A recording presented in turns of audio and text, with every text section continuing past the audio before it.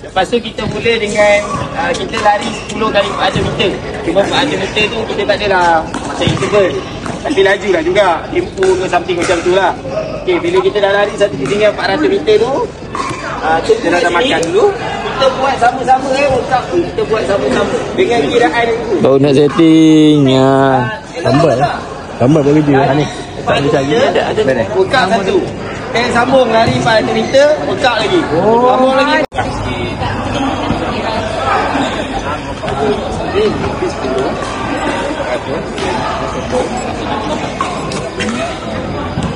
Open ni orang open ni umi aku di mana sangat. 5 kilo.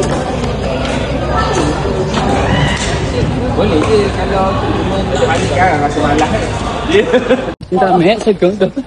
Apa perlu orang tu? Perlu buka. Perlu buka. Perlu dah. Mulut bunyi. Dah sangat kan? Meter kan? Betul kan? Tak penat kan? Hari Rabu lagi kami dah minta menu baru lah. Mendapat. Tak minta, dapat. Tak merasai.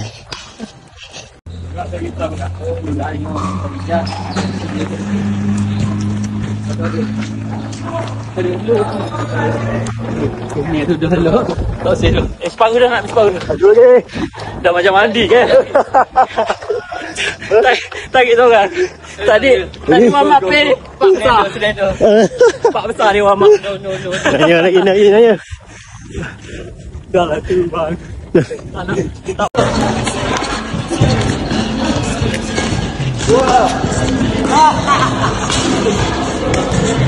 Tak.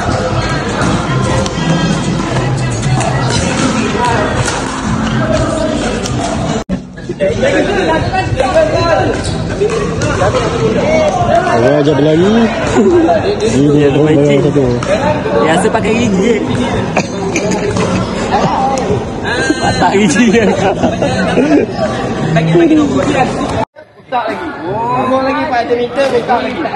Workout tu di antara 400 meter. Tak kira. Cuma siapa yang laju, dia sampai dulu, dia kena tunggu. Kita tunggu sebab 400 meter ni bukannya nombor 1 dengan nombor last tu tak adalah jarak sampai 5 minit pun. Lebih kurang macam 10 minit, tak sampai 10 minit pun. Bukanlah jauh pun yang depan sekali dengan yang belakang sekali. Jadi kita tunggu, buat sama-sama dan kita lari balik. Ya, sekali tu. Tak payah nak video sangat lah. Okay, boleh lah? Sampailah. Tekan dah macam ni. Belum. Sampailah. Aduh. Kita buat je lah kan. Baru nak setting. 10 kali 400 baru tak gitu.